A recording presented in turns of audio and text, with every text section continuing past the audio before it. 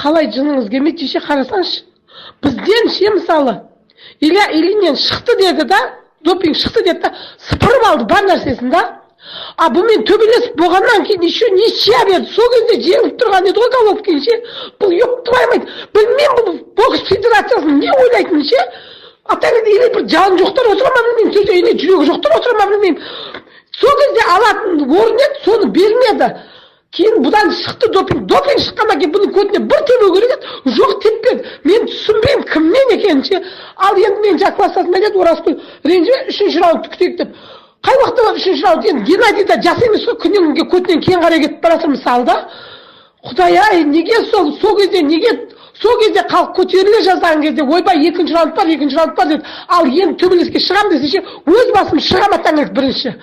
Бассың атасын әлеттерсей. Сол кезде жеңіп тұрған жеңісін бермеді ғой, мына сүмелекте.